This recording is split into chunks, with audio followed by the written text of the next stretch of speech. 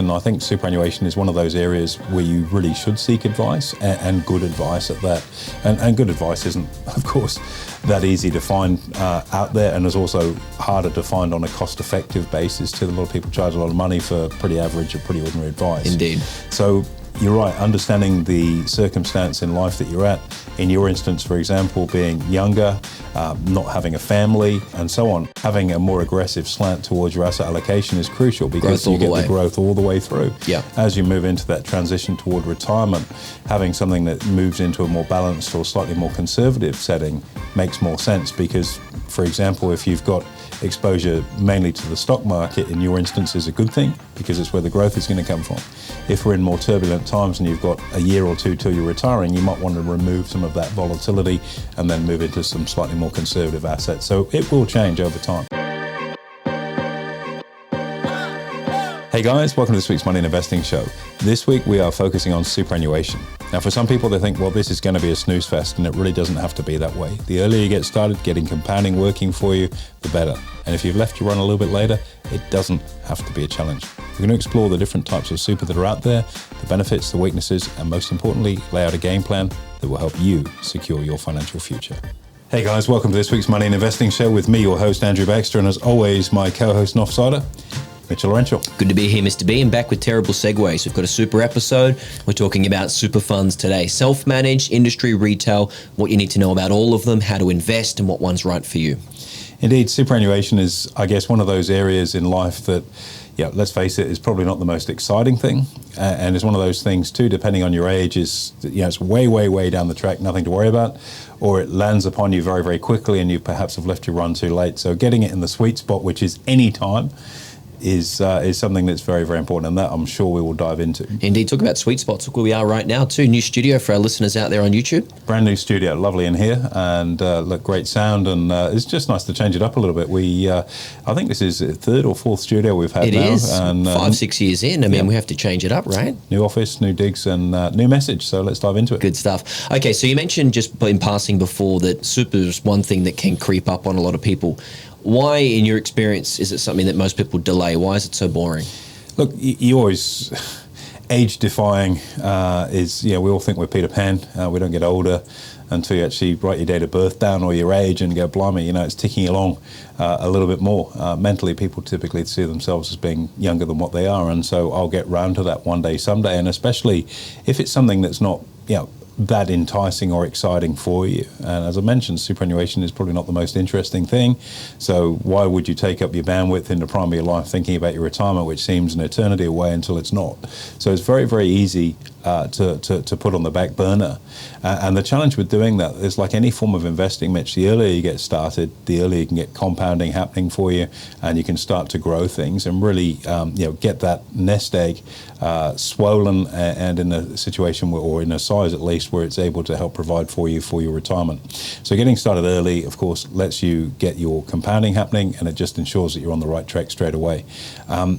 Other traps that I see people fall into is that if you're self-employed, you've got your own business, for example, and maybe cash flow is a little bit tight, and you think, oh, you know, running a bit thin at the moment, we won't bother with our super contribution, which is a big mistake, because effectively your contribution to super is a tax-deductible expense for business, and you can put up to $27,500 a year into your super.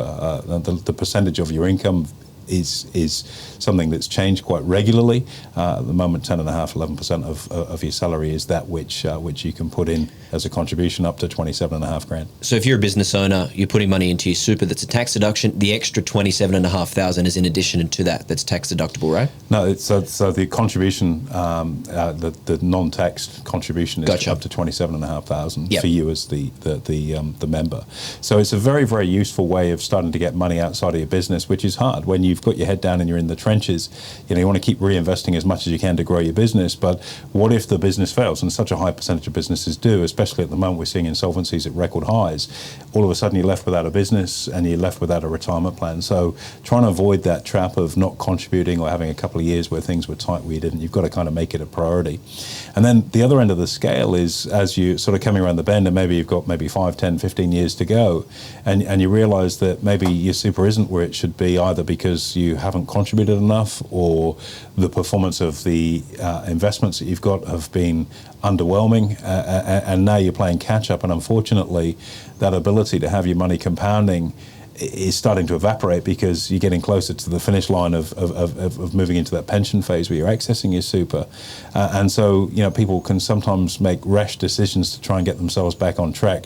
Perhaps they've gone to a couple of seminars and chucked a property or something in there, and we'll talk more about that as we go on, to try and rectify a situation. And it's really been a situation that's come about through just not having it front of mind, I suppose. It's funny you say that. I had this thought the other day. It's a little bit of a side topic, but it interweaves quite nicely. Read the book Diary of a CEO, where they speak about the number of days that you've probably lived at a certain age, and the number of days that you have left in your life based on the average number of days that the human lives. When you see that figure in front of you, you say, okay, I've lived this many days, I've only got this many left, I'm this old.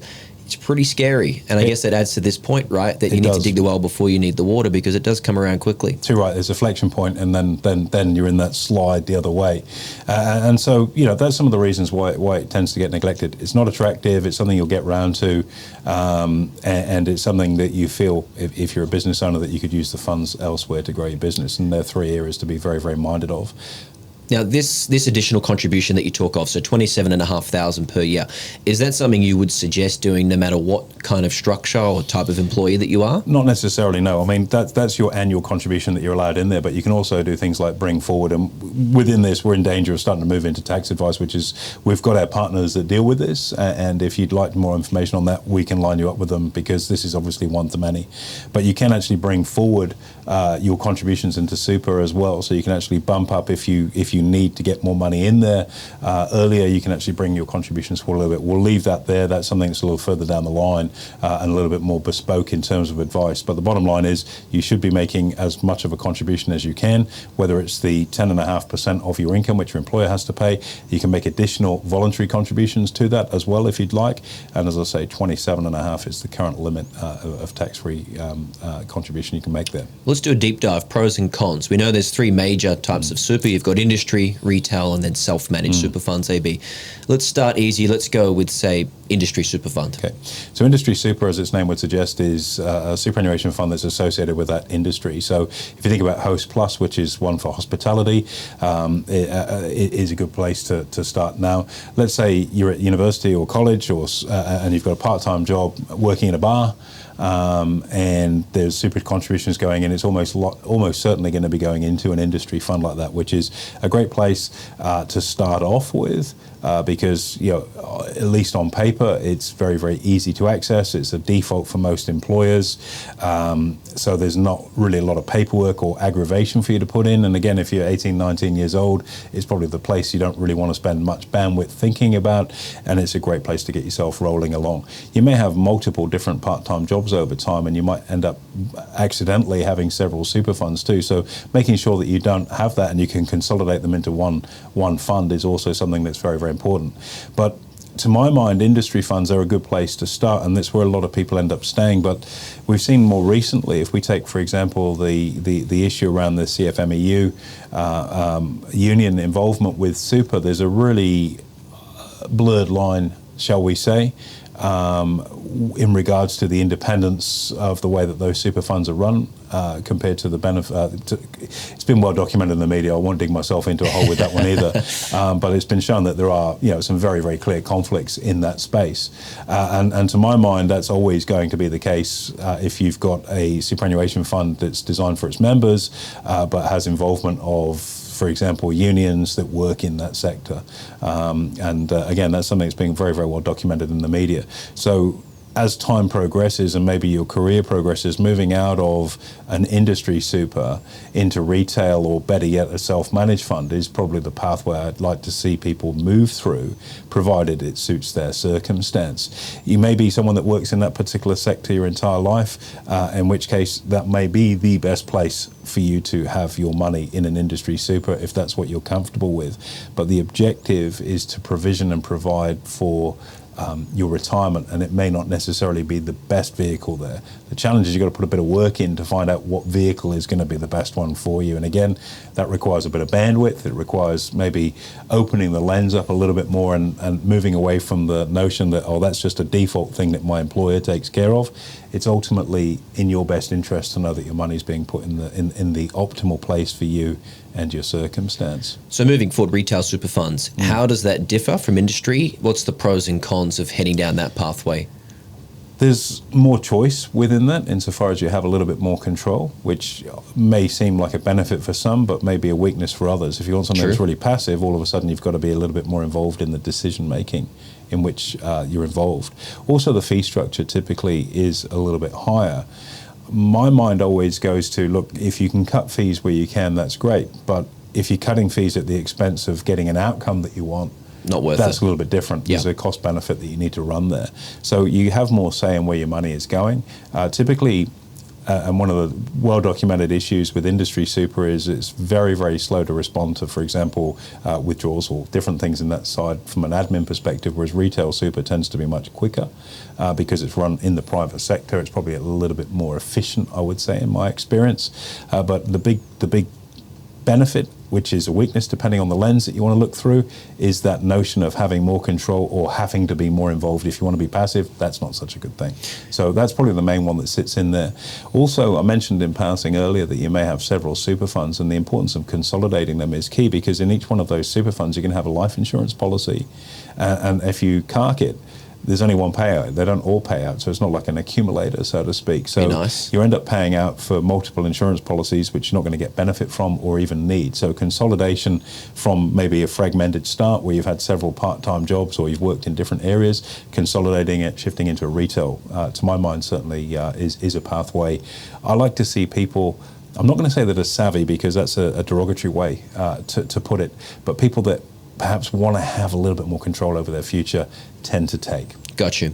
And you mentioned the word control too. It doesn't necessarily need to be a super amount of involvement. No. Something that I did recently, for example, was just change the angle of the fund. So rather than being conservative or balanced, you can have a growth approach in your super fund. So depending on your age, just making that small little adjustment can make a big difference long term. Massively so. And if you have advice around this, and I think superannuation is one of those areas where you really should seek advice and good advice at that. And good advice isn't, of course, that easy to find out there, and is also harder to find on a cost-effective basis too. A lot of people charge a lot of money for pretty average or pretty ordinary advice. Indeed. So you're right, understanding the circumstance in life that you're at. In your instance, for example, being younger, not having a family, and so on, having a more aggressive slant towards your asset allocation is crucial, because you get the growth all the way through. Yeah. As you move into that transition toward retirement, having something that moves into a more balanced or slightly more conservative setting makes more sense, because, for example, if you've got exposure mainly to the stock market, in your instance, is a good thing because it's where the growth is going to come from. If we're in more turbulent times and you've got a year or two till you're retiring, you might want to remove some of that volatility and then move into some slightly more conservative assets. So it will change over time. For our listeners too, this is really not that hard to change either. If you log into the portal on your super fund, you can literally pick this in 5 minutes. It is pretty straightforward. Moving down the line though, AB, self-managed super fund. Now this is what people sometimes deem as the big end of town, a little bit more complex, really need a little bit more funding in there. How do we break this down? So self-managed super funds, where ultimately you have all of the control over what's going on. You're the trustee of the fund. And again, in my mind, I think it's your money, it's your retirement, it's your future. You probably should want to have some level of involvement. So we'll talk about the specifics of what that entails in just a few moments' time. To make it cost effective, because as you rightly say, there's a perception out there that self-managed super funds are for the big end of town. In reality, and I'm not sure who started that story, but in reality, to make it cost effective to have a fund, $250,000 is roughly the level that the ATO and other people provide as a guideline to say at that flexion point, that's where it starts to become more cost effective to run a self-managed fund versus having an industry fund or indeed a retail fund.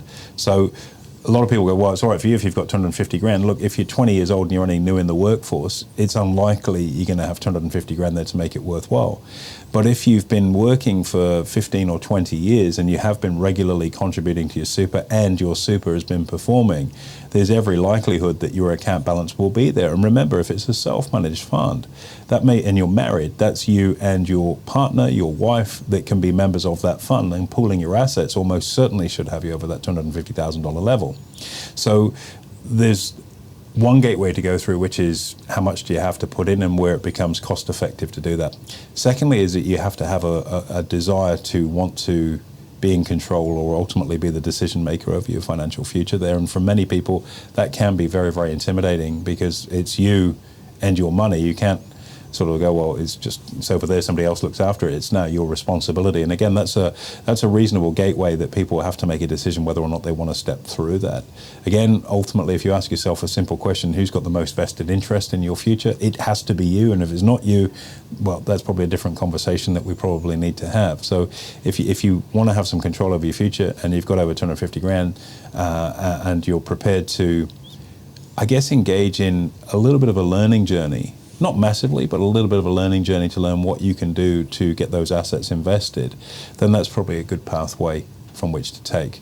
And superannuation, and particularly there's over 1 million self-managed super funds in Australia, there's 1.1 million at the moment, so a lot of people have already made that decision. If you think about that as a proportion of people in the workforce, quite a high percentage. They've made that decision because they trust themselves, they want to have more control over it, and in all fairness, the financial services industry hasn't exactly covered itself in glory, through the Royal Commission and various things that have been seen to happen at the expense of consumer outcomes. So getting control of it yourself, does make a lot of sense. And it is a growing area, but it's also extremely tax effective. It's also a very good asset protection mechanism, and it can also be used as a succession planning tool too. So it does tick a lot of boxes for investors when it comes to it. There are, of course, pitfalls too, which I'm sure we'll explore. So nervousness for an investor. You've just rolled into a self-managed super fund. You've met the minimum threshold, got some good advice on that. Mm-hmm. You then have control over where that money goes. Yep. How do you then decide where it goes? Because not everyone is schooled in investing. Property, shares, wine, artwork, it can go anywhere, right? Yep. It can and does. There's another step in there that's also very important. This is why getting advice on doing a rollover, and sometimes price and value are very different things. And a little while back, probably about 8-9 years ago, there were quite a proliferation of online SMSF setup services that were out there, and we've done our fair share of rehab on these clients, I might add, where you go, it's going to cost me a few $100s to set up my self-managed super. Why would I want to pay for advice? Well, there are very, very good reasons for that.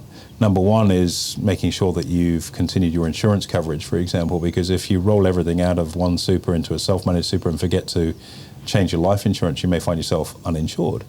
There may be a delay period or an exclusion period, to use the technical term, on your life insurance, whereby there's a period where you're not covered. So you have to take into account these things, which Google is great, but not great at giving financial advice. That's something I think is really important. So taking that time to get it set up correctly by a professional is very, very important. As I say, we've had to unpack a lot of problems for clients over the years that have come in with a incorrectly established super that just isn't doing what they want it to do. So once you've got that position where, okay, you've done the rollover, you've got the cash, you then do have to choose how and where that's going to be invested. And again, I see a lot of people that, for example, have gone to a property seminar and the promoter of the property has gone, oh, here we go. Why don't you set up a self-managed super? You can buy a property. They're going to get their marketing clip on selling that property, and all of a sudden you now own a property, which property may not be the best asset for you in a self-managed super. Because the time frame of the investment, the nature of the property that you've purchased, let's say it's an off-the-plan subdivision, and they're going, oh, this is great, you can get in here, it's priced well, you just need the deposit amount and it's going to be self-funding. That's based on getting a tenant that's going to rent it, but you may not get a tenant that's going to rent it. You could have vacancy periods, in which case you've got to underwrite those. Well, if you don't have enough cash in your super to cover that shortfall for a period of time, so you've used it all to buy a property, you can find yourself in trouble, a breach. It's a real mess to then try and unpack and get on the other side. So sometimes property is not the best investment that's in there. Other occasions, it can be the absolute very best investment to have in there. And if you take a business owner, for example, let's say you're in the building space and you've chosen to buy the yard that you operate your building business from within your super. You can then rent it back through your business, provided it's at a consistent sort of fair level of rent, and you've got the ability then to have a really good business model whereby you're not paying dead money in the form of rent. It's going into a property that you also own in a very tax efficient structure. So sometimes property can be a very good place to put it, but it's a big and lumpy transaction. Also, from an administrative point of view, you've got to get that property valued each year, for example, so that the auditor of your super can sign off on what it's worth. So there is some aggravation that goes alongside that. Directly into the stock market, well, if you've got the skills and confidence to do that, I guess that's our bread and butter. Then having a direct portfolio of shares is a great way to go and can be extremely tax efficient when it comes to things like dividends and franking credits. Using index tracking ETFs, I think, is the perfect way of doing that for people when they're new. And we cover a multitude of courses and education and advice around that space, because you've got really good diversified assets which are going to outperform in the large part managed funds. And just to put a caveat on that for anyone that's listening going, how can you justify saying that? Really simple. If you look at the SPIVA survey, the S&P survey of managed funds, 81% of managed funds underperform the index over a 5-year period. Shocking, terrible. So if you're just plonking your money into managed funds, 81% of those people doing that are going to be underperforming the market, whereas you could just simply perform in line with the market by using an index tracking ETF, which is what I would encourage people to do when they're starting out. That gives you a very passive and very easy way of getting investment return, probably outperforming managed funds, and doesn't require you to be watching the market 24/7, which is a big thing. So Indeed. I think when you're starting your life out, industry super, if you're working in something that has an industry super, as soon as you've got the ability to then move into a retail super where you start to get more control and a more vested interest in your future, financially at least, that's key. But ultimately, I think SMSF is, if you have the interest in wanting to look after it and you're prepared to upskill and learn a bit more about what you want to do, and you've got the requisite amount of money, is probably the area I would suggest. Indeed. Thank you very much for that deep dive, AB. I think that's a really good overview on super funds for our listeners out there. Don't put it off. It's one of the easiest things, so we'll get round to it one day, someday, and that time can really hurtle towards you quickly. So the sooner you get on top of it, the better. And look, if you need help with any of those things, feel free to reach out to us. That's what we do all day, every day, helping people get a better control over their future and ultimately better results. Thank you, AB. Cheers. Pleasure anytime. There you have it, guys. Make sure to like, comment, subscribe. Most importantly, hit the notification button, and we'll look forward to hosting you next week.